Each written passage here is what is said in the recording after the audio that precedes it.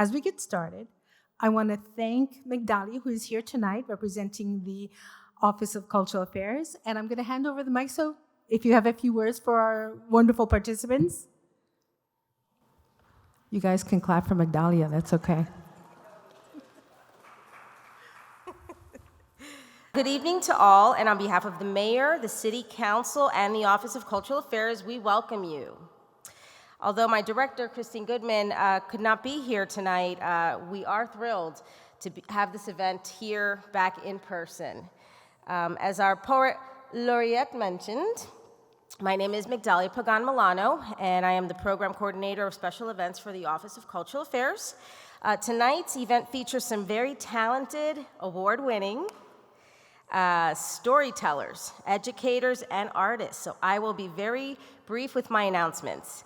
The Office of Cultural Affairs has very exciting program in the next coming months, which include the Jersey City Art and Studio Tour from September 29th to the 2nd of October, flag raisings, as well as cultural festivals. This year, you will also see programming from artists and art organizations. I'm sorry, I should slow down.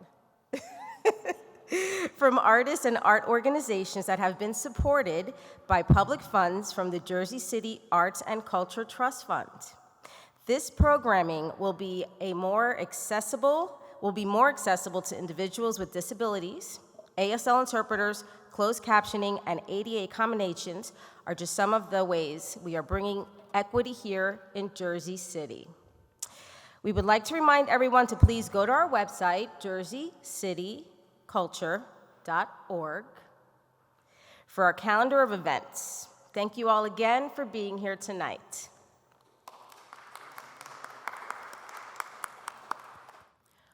I don't need your paper towels. Thank you. Fíjate, I said thank you. Mommy didn't raise me to be malcriada. She taught me to say thank you, even when the giver es un mofo. Her words, not mine. When I told her the news today, oh boy, se endiabló, and in her rage, my 78-year-old mommy called you un mofo. Don't call mommy a nasty woman for letting loose with the mofo. Oh, and she also called you un hijo de puta. You don't know my mother. She is not usually foul-mouthed or someone who expects things to be handed to her. She's worked for everything she provided us and never backed down against anyone who would do her or her kids wrong. But hearing about those paper towels pushed her. My brother Pucho tried to calm mommy, said your visits and the towels were a symbolic gesture. Pero pa qué fue eso? Mommy closed her eyes like she does when she prays for patience, and I should have whacked Pucho right there. Un gran cocodazo. Mommy would never say this about her machito, but Pucho's always been a pendejo. He would grovel on the ground for the pennies and marbles the bullies used to throw at his head when we were kids. Maybe I'm pendeja for having gone to the chapel to see you.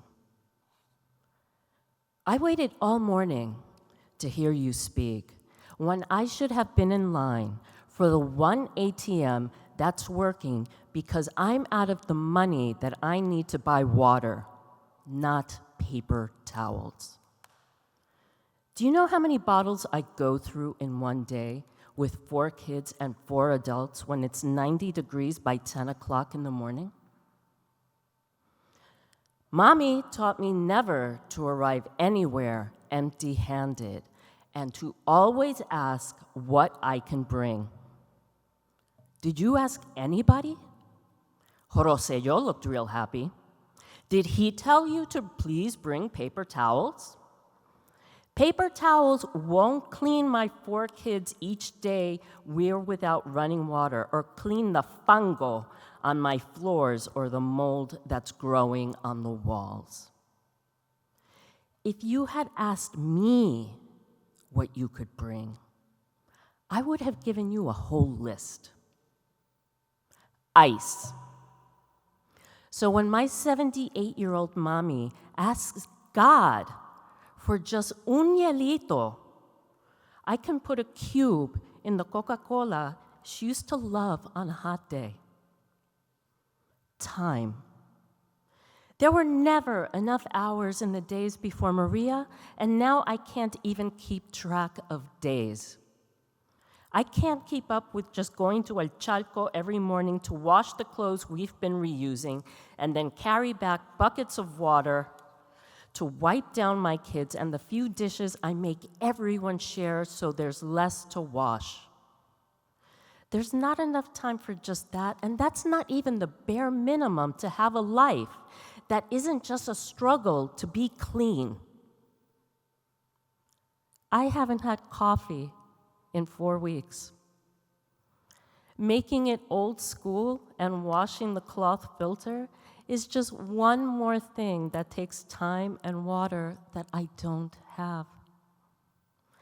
Maybe I can plug my ears with a paper towel so I don't hear Pucho say that you and the government will help, or hear mommy cry to God for one piece of ice, or my littlest one cry when it rains.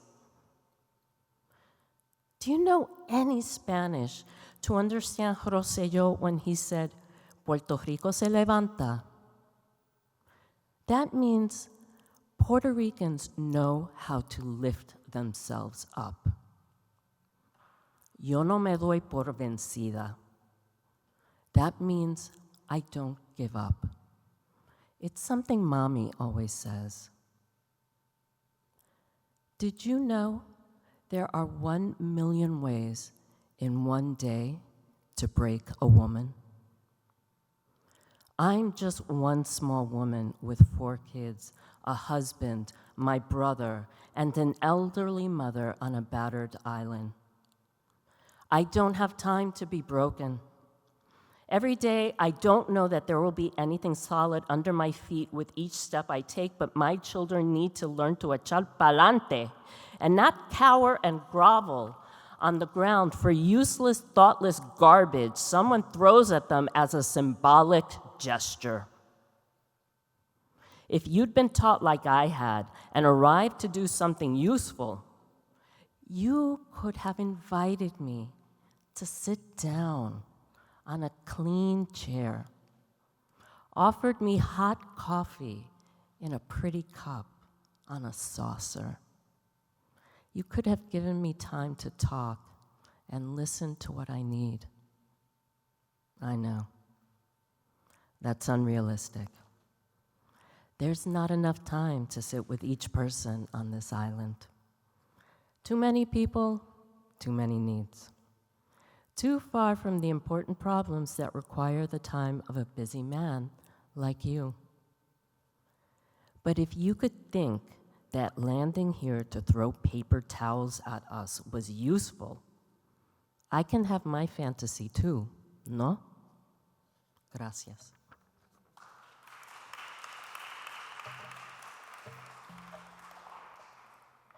So what I hope to impart with that particular example, and now that I've given it some thought, is very often in letter writing, we're trying to persuade someone. And one of the ways that is very effective to persuade someone is with very specific detail and very careful choice of words, to make the picture that you're painting absolutely clear. And sometimes the juxtaposition or the placement of opposite seeming things, such as expressing gratitude for things that are really quite terrible, make the point especially strong. And I believe that that holds true in letters and in poetry. So, my last example is a love letter. And I have learned over 5 decades that sometimes the most effective way to start a love letter is with no. And I'll read you the love letter first, and then speak a little bit about it before I present the writing prompt to you. So, this letter's actually to myself. And I wrote it to myself when I turned 50. And I carry it with me to keep myself honest.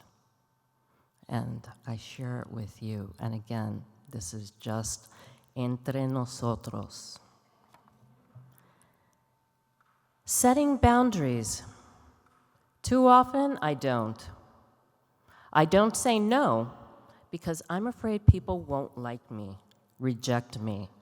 I won't be loved or cared for. I end up angry and resentful, thinking, go ahead, walk all over me, don't respect my time, use it up, waste it. It's not like I do anything worthwhile with it. If I'm honest with myself, and I have to be since I've embarked on the Honesty Project, also known as the No Bullshit Project, in this year that I turned 50 years old. The reality is the only one not showing me love is myself. When I don't set boundaries, I'm rejecting myself before anyone else has the chance, communicating clearly with my actions because they speak louder than words, that my time is nothing precious, that needs guarding or deserves respect. Go ahead, use me as you will. I don't matter to myself. Why should I matter to you? All the anger and resentment I feel is toward myself for not standing up for myself, for not speaking up, not saying no. That anger becomes the self-punishing, self-defeating, self-inflicted, injurious behaviors that confirm my inner soundtrack that's always on loop. You're a loser. You're stupid. You're worthless. It's taken me this long to learn that saying no is one of the most positive, affirming things I can say. Each time I say no in order to guard my time, emotions, body, and spirit, I'm communicating yes to myself. Yes, your time is valuable because you have the ability to accomplish amazing things with that time. Even if it's just as existing as my fabulous self or dreaming of goals that, yes, can be scary, but I deserve the time and opportunity to pursue an attempt. And if I succeed, awesome. If I don't, that's okay too, because I will learn and do something good with that knowledge. Something that only I can do. I know I will because I believe in me. I will set the boundaries to guard and protect myself because I love me and I deserve it. Thank you.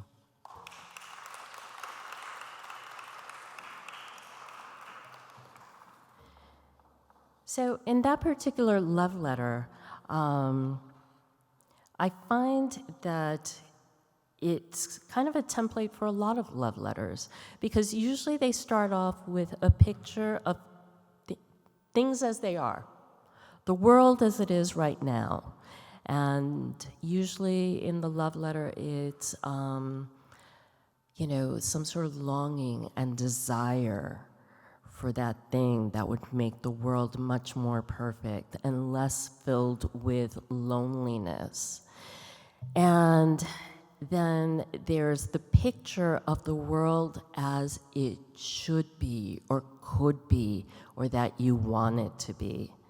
And sometimes saying no can be the bridge between those two worlds.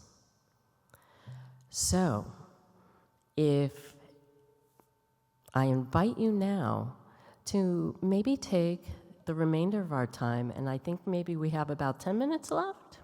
We have about roughly 10 minutes left. And you all received some lovely leftover swag that I have from my adjunct teaching days at Rutgers. I wasn't making the big bucks, but I got a lot of paper. So I shared that with you today. And I invite you, I'll provide you with a prompt, and feel free to use it. Or maybe you've been inspired to write something of your own. But the prompt is, think of writing a love letter using no.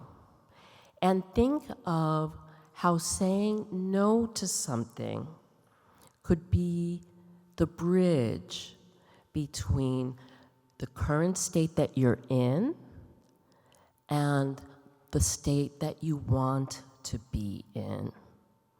So, what's been holding you back from reaching that dream world? Say no to it. But first, start with describing in vivid details. Select your words carefully. Paint a clear picture the way I did in Muchos Thank Yous to my dear friend Donald J. Trump.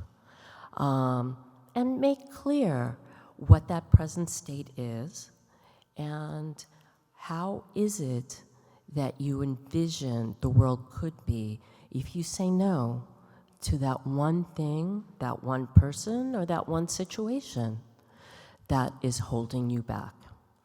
And if we have any time, I might invite one or two of you to share, but there's also the opportunity for an open mic at the end of the event. So whip something up and you can share it during the open mic.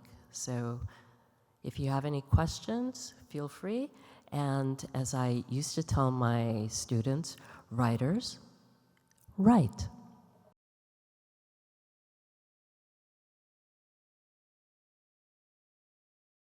Thank you very much again for sharing your time with me. And yeah, stay safe. Thank you.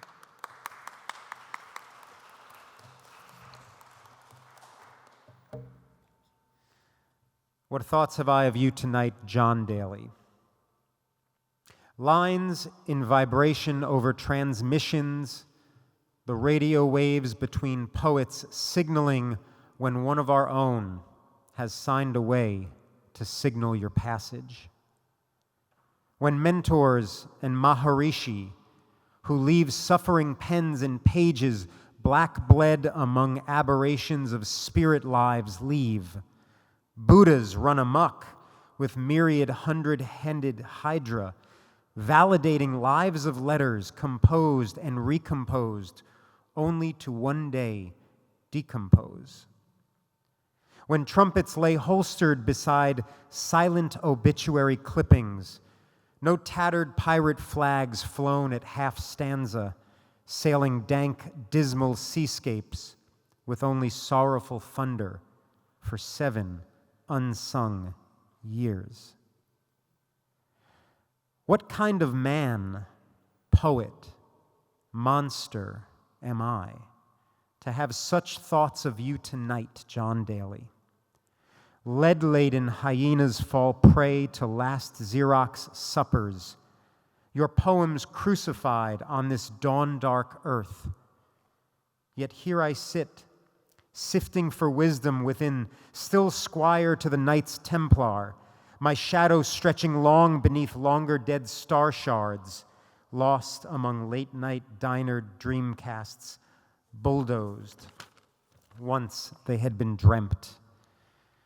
Antiques crackling under our unread boot prints, and bones bronzed into greenest hope, a single leaf of grass. I shuffle out from a cool Gordian coil, halls of stone. I rummage your belongings, prowl the bar-lit back streets from Normandy Beach to St. Helena, seek out the ghosts that stopped my dreams before they could begin. For how else could I have known what thoughts you had within yourself, deep lost in third mind's eye, fifth dimensional? Your silence all these years and this song of my selfishness, I, who could have worked harder to get you to respond in syllables rather than unread messages. Even now, your phone sounds off on some other side of a universe I haven't met yet. I know you hear it. And here I wait, still lost in hope that somehow, from somewhere, someday, you might answer.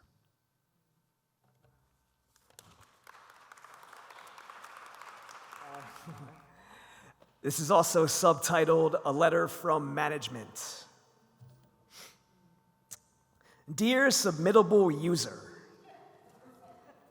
it may be difficult to believe, but we appreciate your enthusiasm.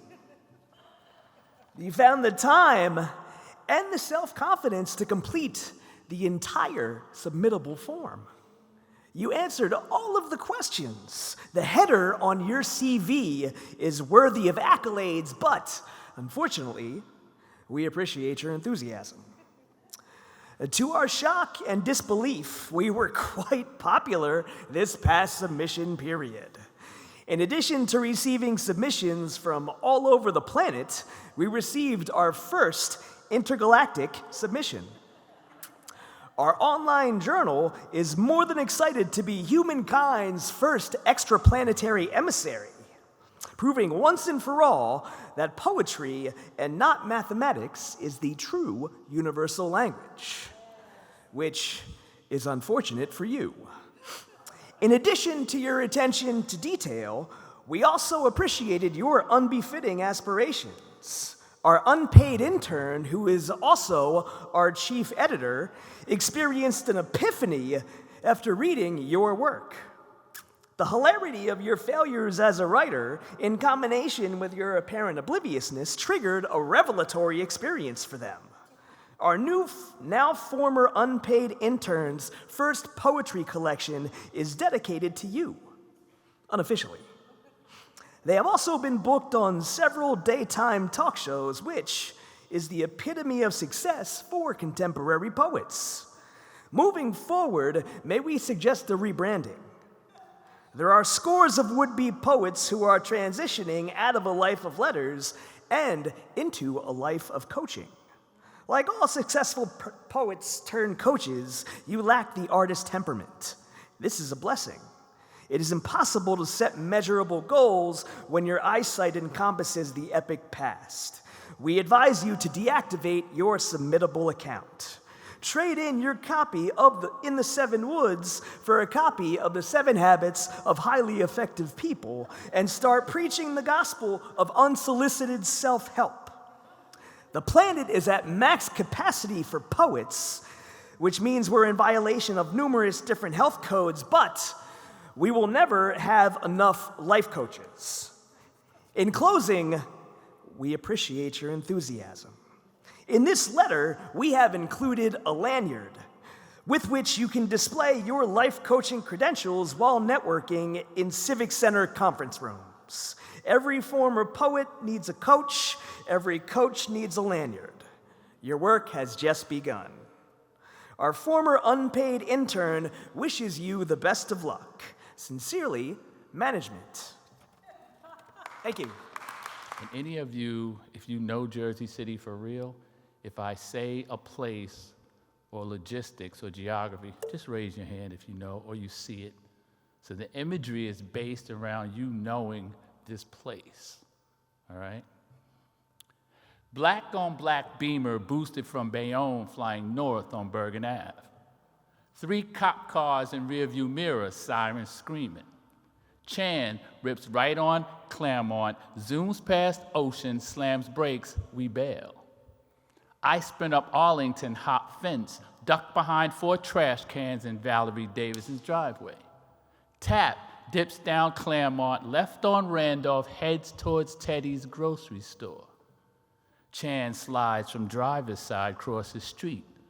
The slow pimp stroll as cop car screech to a halt. 5 officers exit, split in different directions. Chan does 180, walks towards them. They run right by.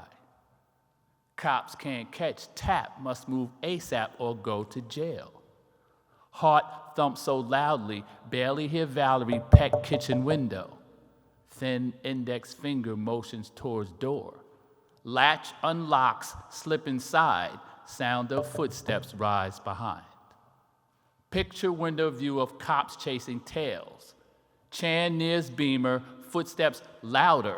Crawl on fours, crack curtain, cop creeps, gun drawn. Make way to window, watch insane scene unfold. Stare at cop, stare at Chan, whose hand reaches for Beamer's door, unsure what's first.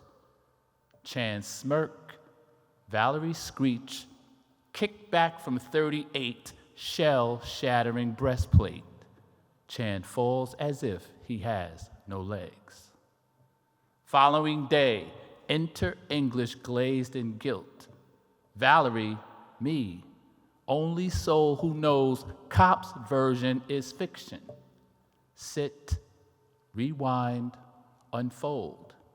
Wipe eyes, nose, dump sheet on teacher's desk. Later, leaving Spanish, met by gold-braided brass who stares as if I've killed one of theirs. Cuffed, red brights, watch cop tear sheet toss in trash. Led to shiny black and white, which conspicuously sits in front of Snyder High. Duck head, dump down in seat. Cop car jets through these Jersey City streets towards what was once known as County Jail. Trayvon Martin. With Dad at his girlfriend's watching the All-Star game. D. Wade, LeBron, Kobe going insane. But Durant's jump shot is hot. Halftime, West up 88-69. Bored with Pitbull's tired rhyme, so I head to 7-Eleven, see what they got. A bag of Skittles, can of iced tea. Girlie calls my celly, I say someone's following me. No ID. Wrong color, to B-boy, to B-boy, to B-boy, to be boy in this hoodie in the rain. In an instant, I feel a Malcolm X-like pain. Shot point blank in the chest. And I guess I'll never know who won the game. Game. But is it a letter? What a brilliant structure and form. And all of us, I don't write letters, but what an easy prompt for you. All right? Like the prompt they gave you about the card, sending the postcard. You could have writer's block one morning, and you know what? I'm gonna write a letter to Dr. Martin Luther King and catch him up on what's happening. All right? There's so many different things. To tell you the truth, when you sent me the information, I was like, what is epistolary? I know epistle, I know Latin, but what is epistolary letter? Then I was like, oh, Frankenstein, oh, shit, Dracula. I said, oh, I get it. Then I understood, but I don't write letters. I do not, because for me, letter writing is not musical. I can't be musical when I'm writing letters because musicality can be emotional, but words and imagery are much more emotional than musicality if it's personal, one-to-one. If I'm writing a poem and 50 people hear it / read it, that's different. The music will help to bring them towards me, to make them lean forward in their seat. But if it's one-to-one, you have to think of the setting. All right. Can you imagine taking your emails and figuring out a brilliant way to string them together to tell a story? Or your text messages? Can you imagine how many text messages all of you have? And can you figure out a way to because the key to it is always going to be transition. How do I get from point 1 to point 2 to point 3? So it's the transition that's always the important thing, but it's the most difficult thing. The telling and the description and the imagery and the efficiency is not really difficult. It's connecting the tissues. It's very, very, very hard thing to do. It's almost impossible. Any questions? None. Very good. Could you let me know about time? All right. Chapter 4, Annie Ray Dixon. In this tiny Texas town, where Lady Justice sports a toilet tissue blindfold to hide her fabricated frown, some very strange shit went down. Carnation Milk, capital of the USA, home to Annie Ray Dixon, is fixing to explode. You see, she was pricked by a thorn. 84, wired, worn, weary, teary-eyed as cries ask, why did Annie Ray have to die? Shot by one hired to protect, who neglected to check it out, 'cause when in doubt, men in blue conspire. Liar claimed at 2 a.m., him and his boys, the Tyler, Texas toy cops, never stopped to contemplate. They just lay in wait behind an Oakwood door, where poor Annie Ray, sick in bed all day long, battling pneumonia, when Frank Baggett, maggot brain, came a-calling, falling, and firing his piece. Now Annie Ray ceases to exist, but why didn't Baggett brain accidentally miss, as the twisted story goes like this? Officer, afraid, embarking on a drug raid, made a mistake. Some scumbag informant sent an unhip slip of the tongue-tied tip, telling tales of cocaine sales taking place at Annie Ray's crib. Did a Keystone Cops ad-lib and busted in, but no drugs were found? Sound familiar? Annie Ray was made to pay for another's miscue. They blew her away as she meekly lay in bed, cold dead. And it don't matter why, 'cause now this killer cop needs an alibi. Claim he cried, threw up his guts, yet it seems so corrupt when he's given temporary paid vacation. As our midnight nation screams for human rights, POs and COs point gun sights at black targets, alabaster fingers wet with sweat, itching, twitching, ready to pull weapons on women like Yvonne Smallwood, Eleanor Bumpers, Mary Mitchell, Annie Ray. And how many more each and every day must die as we bow our heads and bid Annie Ray Dixon a sorrowful goodbye. Low IQ, haiku, number 22, for Detective Gordon Gaines Sr. My pop was a cop, 25 years, and never discharged his weapon. Get to work.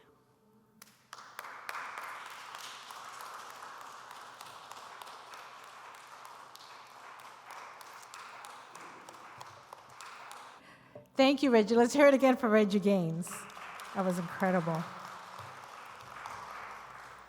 Absolutely amazing. So we have some time. We are on schedule, and I got to tell you, I love that. I love being on schedule, because then this allows for us to share with one another. So first, I want to thank everyone for being here tonight. Thank you, Nancy. Thank you, John. Thank you, Reg.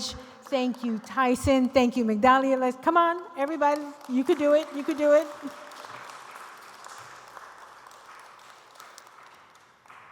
And as we close out this evening, I want to invite you to share your takeaways. Whether you share them on the mic, you share them with each other, or you share them by writing them down. Sometimes the takeaways are just so impactful for us and to feel that vulnerable to share, that can be a little bit of a challenge, and I get that. So think about the letters you've written in the past, if you've written letters. Think about the letters you're going to write for yourself and to others and for others, and the postcards and the cards and the little one-liners in a note, in a card that you're going to spend, I don't know how much a stamp is these days, but an envelope, a card, a stamp, and you're going to address it to someone. A one-liner, hey, how are you? Thought I'd say hi. Think about those things. And what I'd like to do, we're going to do something a little different. So if anyone wants to share, we're going to start from the back to the front instead of the front to the back. So we're going to make sure everyone has an opportunity to share. And what I'd like to do is I'd like to start it out with my own letter. Let's see if I can open it. There it is. Okay. This one is called A Letter to My Son.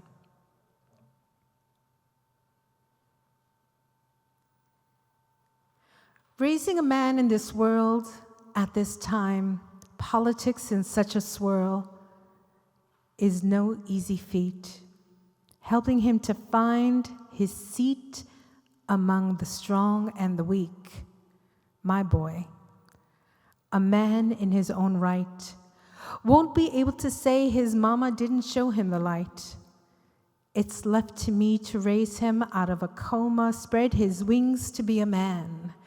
How he treats those around him is a direct reflection of life he lived in.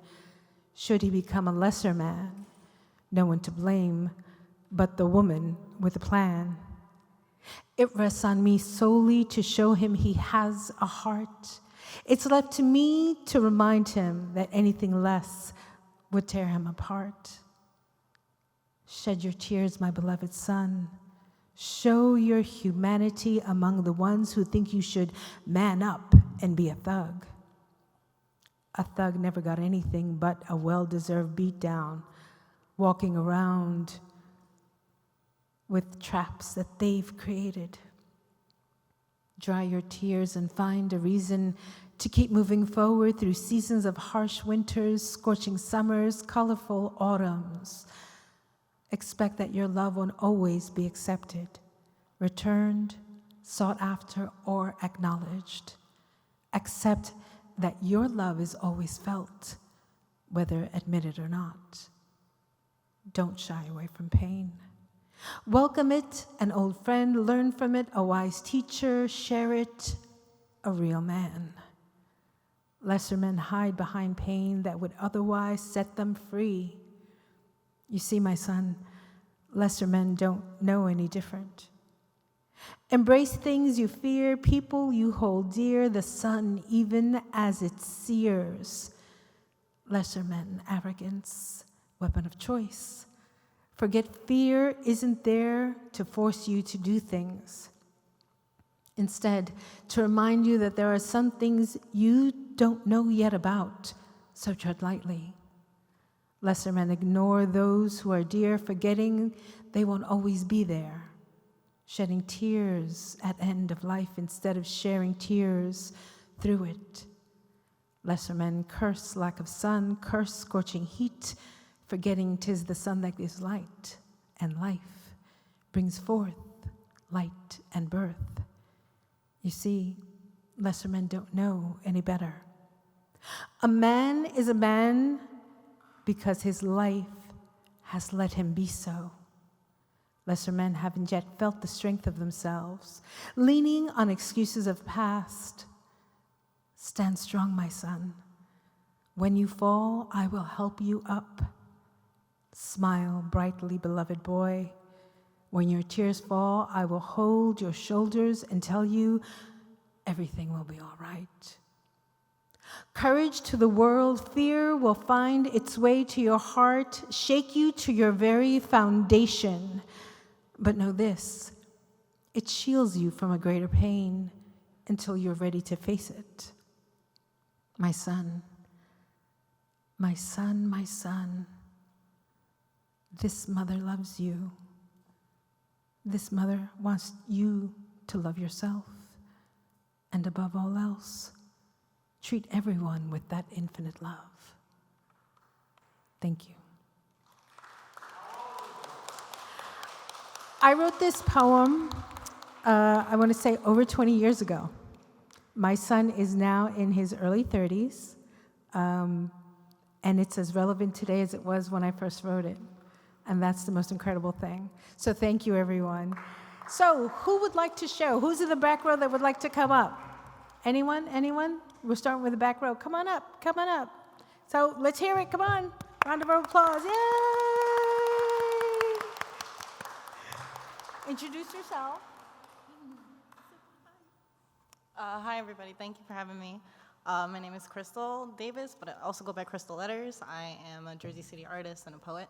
And I just want to say tonight is absolutely amazing because of the fact that I didn't think I would have so many of the people that inspire me and my poetry in the same room at once.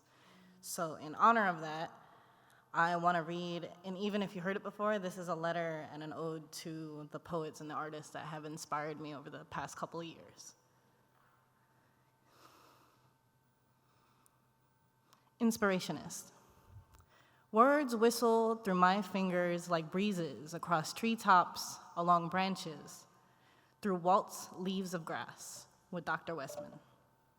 Anne multiplied colorful quills that painted words like Frida Kahlo's eyelashes, as I learned of vertigo with Anne Wallace, balancing the scales of nostalgic pleasure and prescribed pain. We wound down Dolly's metal clocks, each word dripping down Neruda's perspring glass. We shared and listened to Dave's Ho'apa Apano serenade. I love you, I'm sorry, please forgive me, and thank you. Words wind out of me like Trigonis's roads and bridges, gritty, raw, train tracks in subway systems with butter roll tight syllables. My words remember standing at bus stops with John C. Massett. A bronze statue of Lanancy stands mightily beneath Lucky Pigeon Chit, La Boriqueña, running marathons over obstacles and paragraphs and performance art. I sat here waiting to forget the way that your words washed over me like rosemary and Florida water across hardwood floors that had that wax on, wax off Mr. Miyagi-style shine.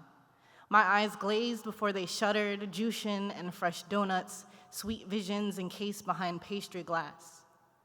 I thought of the weight of my words. I measured their strength. Atlas weighed upon my shoulders. Some made me light, some heavy. Emotions rumbled deep within my belly, and rescue appeared mid-sentence, just long enough to gain the flow and breadth of your breadcrumb memories along the path less taken. I imagine you here writing with me. Your words surround my nostrils, a savory fragrance and abstract cacophony of culinary elegance as you sift your words over my earlobes like garlic powder maracas, onion cymbals, adobo snares amongst cheese, maybe within El Barrio. You didn't stop at basil or sun-dried tomatoes before giving the cooking rhythm a bit of your own beat. I watched you write your recipe on parchment paper as your fingers broke apart thin ramen noodles, boiling on stovetop. You poured glasses of Romeo's whiskey. The fire of your human soul burns brightly as we stoke the flames. Duana breathes fire into the palms of our empty hands. She spits sparks and embers that sizzle like the sound of Orisha whispers, showering us in Oshun's ocean and sea foam. Catalina creates soft color-covered memories of light bulbs and stars and flowers and Titus, and she continues to inspire me. I read the sadness you collected along the way. Mega spoke ripples after skipping stones across silent lakes, water undulating under lily pads and fallen tree trunks as her words crossed beyond county, beyond country, and ozone. Trout jumped over waterfalls, moving forward swiftly like weeds fill sidewalk cracks. I watched Rachel personify the loss of body parts. I chuckled and said, hey, maybe one day I can write that way. Maybe one day I wouldn't be so nervous and remember my own lines, but I blame it on my short-term memory when I remember the exact thing you did to me 5 years ago. Maybe it's a Cancerian thing. My memory skips beats like VHS cassettes gone straight to DVD, bouncing from corner to corner after I felt defeat on Channel 3. I read better when things are on paper. Queen waded through water, reassuring my confidence in written word. Anxiety feels like stage fright, like I might not measure up, like I might not be enough. Enough to fill this jar of sugar, enough to sweeten the atmosphere, to drip molasses words like spilled ink over quilled paper. And just like that, summer left me with a jar of ice. I really couldn't remember a day where I didn't recollect your poetic grandeur. Ariel blends vocal movements and rhythm, infectious excitement, crosses over coffee tables. Cafe Peanut is where lyrical acrobat Reggie Gaines floats amongst bookshelves of moon phases with Lisa Colorado and lessons on herbs and colors. Sandy and Clay clutch it with their hands. The story you tell is not a walk in the park. You reveal bruises and darkness, handed forward in a piece of your heart. Jenna removed herself, exhilarating joy, as a help to prepare me for this journey. I watch you become free, bubbles floating across the sky of cotton and golden blush. My forehead is blessed. I appreciate knowing that I found my way into your orbit, as you've helped to propel me further into understanding the plan of my cosmic purpose. Thank you.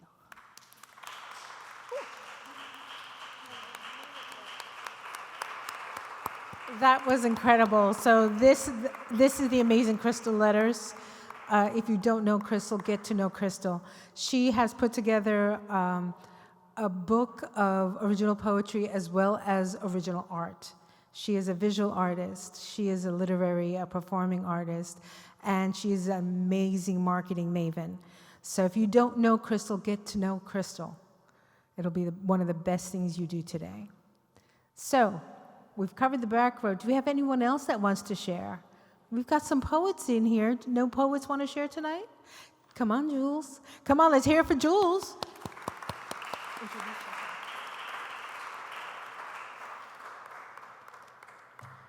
I don't know how much of a love letter this is, but it was what was on my mind, so I did it for the first prompt. To whom I am no longer of concern. You have been my constant for 14 years. You have kept food on my table, roof over my head, wheels under my feet, and clothes on my back. You allowed me to envision freedom, or so I thought. I was not hungry or in want of anything, or so I thought. Almost a decade and a half, I gave my all to you, and I was secure. I worked my ass off, and you gave me the bare minimum, which was still above minimum wage. What did my manager say every year I inquired of a raise? You should be happy to have a job in this economy. But what about me? I was there for office experience, and all you gave me was an example of what it is like to be in a toxic relationship too long. It rubbed off on my outlook, on my personal relationships, on my idea of what life should be. I stayed too long, but it is not too late for me. You cut me loose before I could resign. No, I know better now, and I am worth more than you are willing to pay me for. Sincerely, your former employee who is hired without you. Thank you. Incredible. She just wrote that here tonight. Isn't that amazing? So this is Jules, and Jules with a Z. Jules, we were fortunate enough to have her perform at Nimbus when we did Women's History Month, When Women Speak. And she's an amazing and obviously prolific poet and artist. So get to know Jules. Don't leave here without introducing yourself to someone you've never met before. That's the only action item that I'm giving you today. So do we have anyone else that wants to share? So Carol, you want to share? All right. So we'll get...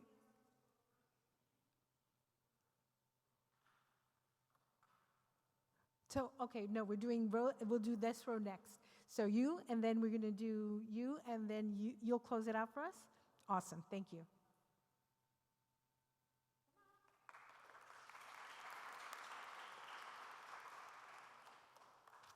Hey, so I have a little something from everybody's prompt. And it made me realize that the first song I ever wrote was an epistolary. Is that what it's called? Yeah, epistolary, because my sister had left home when I was 9 and she was 15. And that was the first song I wrote. So let's see. Dear creative self, I want to apologize for putting you last, for doubting that your spark will actually catch to combust into a new song. I never can remember which comes first, the lyric or the chord, the melody or the beat, the bass line or the kick drum, the harmony or the lead. But I have a memory that when I pick one, any one, a voice, a strum, a drum, a hum, a line, a rhyme, Time unwinds, and then I find that I can start.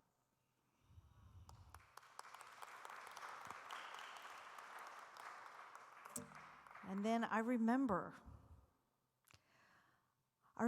all the moments right before sleep. The storm outside my window, the night Buttercup was lost, and I cried into the cold window pane for her. Dad yowled, "Buttercup," and I sobbed. I remembered feeling that only tears spoke the truth. It was so easy to cry. I was so sad. I was so small inside my house, my family, my life. So insignificant and unable to make a difference, except to express through tears the tension their nightly shouting matches would wrench from me. There was a lot of hatred, there was a lot of anger. I was just little, and there was this boiling soup I was trying to live inside. Please don't scream. I want love. I want you to love each other. I want you to love me. When I cry, they stop. They always stop. Sometimes, maybe once, maybe never. I don't know. I can't remember.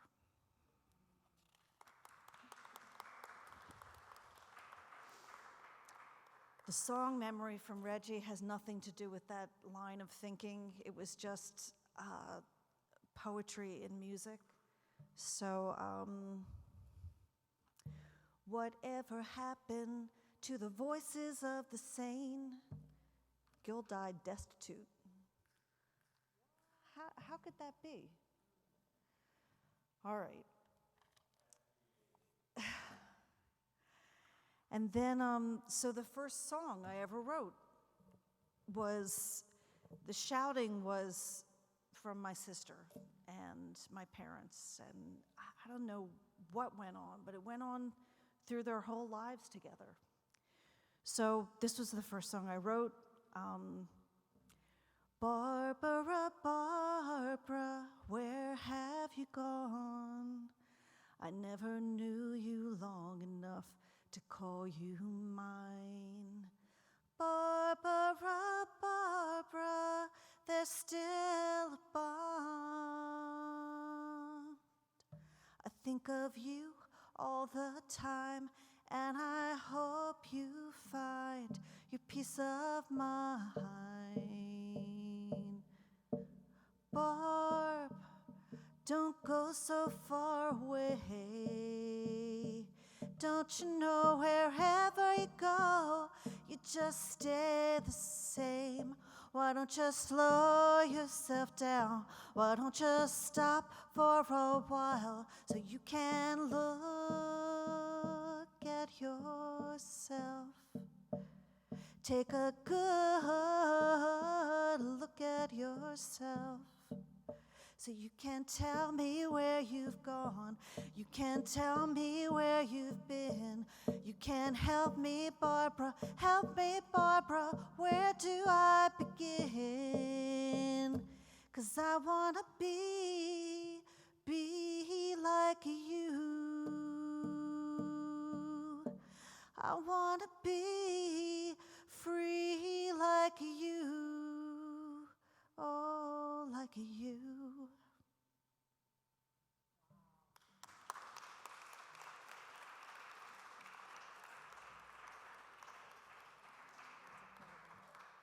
So in case you don't know, this is Carol Lester. As you can tell, she's a singer, songwriter, composer, musician, band leader, production, mixer. Did I miss? Oh, she also does children's music and children workshops and children things. So if you don't know Carol Lester, get to know Carol Lester. So I have the honor and the privilege of bringing up two people that I don't know. I'm doing my action item. So I would like to introduce the first person coming up. You'll have to share your name because I don't know you. And then you'll go up and we'll close out with you. And then we'll just all kind of mingle and get to know one another. So come on up.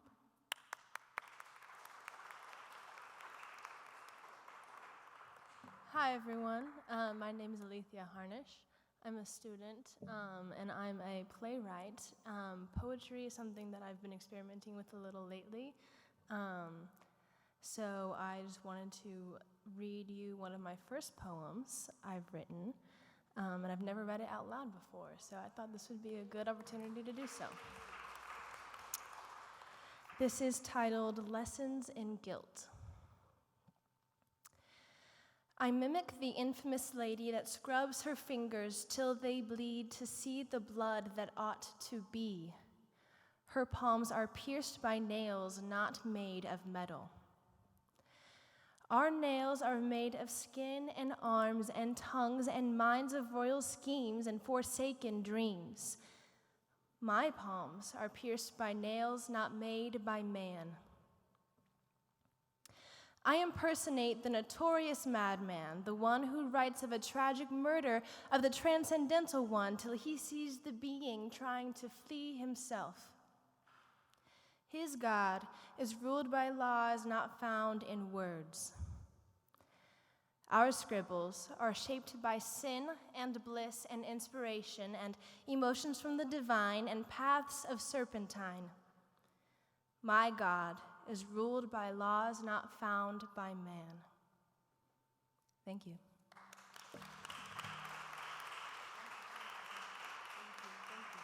Thank you so much. That was amazing. So, want to come on out? Come on. Round of applause. Come on, you can do it. Hi, I'm Tim Lindner. I just moved to Jersey City in January. Yay! So let me meet all of you.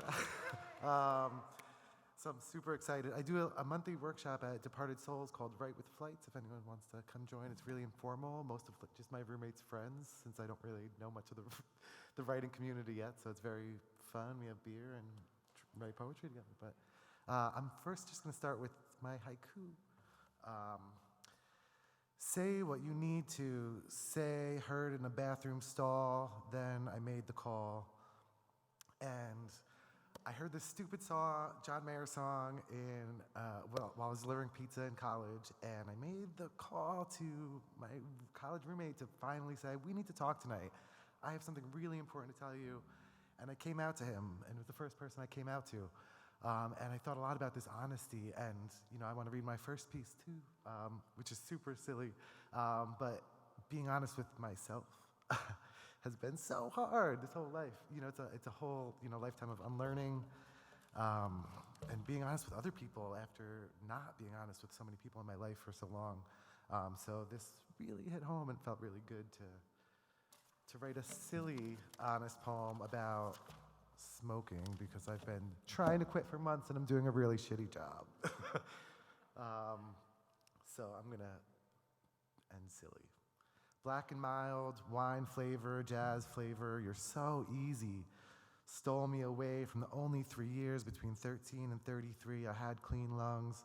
First, it was my moment at the end of the day in the suburbs. Then the secret smokes around the corner. No one knew. Now they do. Now they know I'll disappear. Throughout the days, the meals, the drinks, I always loved to disappear, to be alone. I always thought it social, huddled outside the bar on a winter night around an outdoor heater. But what's social about leaving? What if I stayed for once? What if I finished that next poem instead of leaving? Spent that money on a book, made space to breathe and be among people that might like my company, might like me. Thank you. And thank you all so much. You guys were so great. We have one more person. Do you want to come up and share something? Come on up. So let's hear it. All right, thank you. Make sure you introduce yourself. Hey, how you doing? Some of you guys know me in here. My name is Ricardo Colasar. Normally, I would be in City Hall covering as a journalist. The only reason why I would ever get up here and embarrass myself is because... Oh, well, yes. Sorry about that. I'll take it off for a moment.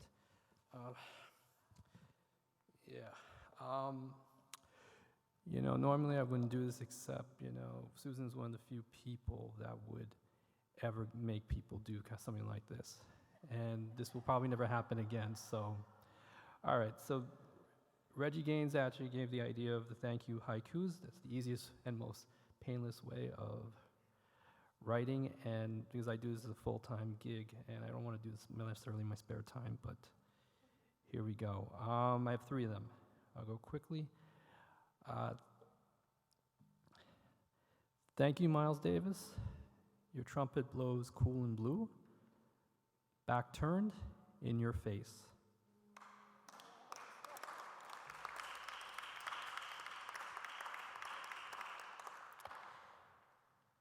Thanks, Rescue Poetics. I don't know if that's 5, but whatever. Your beauty and poetry inspires me. You are quite the muse.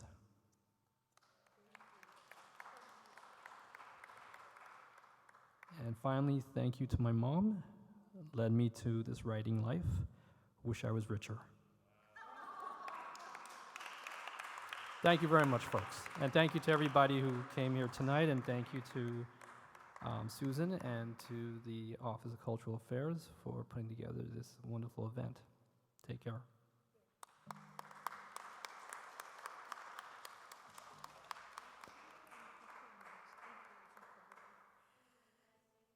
You want to sneak in one? Come on, we got, 4 minutes left?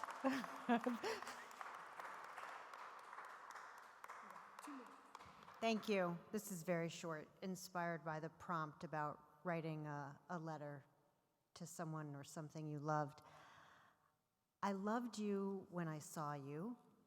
5 a.m. in Paris, the streets damp, quiet, cobblestone songs echoed in the morning light. They handed you over to me, soft, perfect darling. You were everything, but we were in a rush. I carried you with me, shouldering my burdens, the long journey laid out before me, borders to cross, alone really, but for you. Eat, my father said harshly, rushing us along. And I bit into you, most glorious croissant. Croissant of dawn, warm as you were from the startled pastry shop, the baker whose window we had pounded on. Eat, he said, and I opened my lips, letting my teeth sink in. I nearly lost my balance as you came apart in my mouth, a wholeness that was missing from my life. I still taste you, nearly 40 years later. Thank you. Now, see, that's how you end a show. So thank you again to our wonderful features. Let's hear it for them. Yes, yes. The Office of Cultural Affairs, Migdalia, thank you for everything that you do for the community. Thank you to everyone who is part of Cultural Affairs. Thank you, Tyson.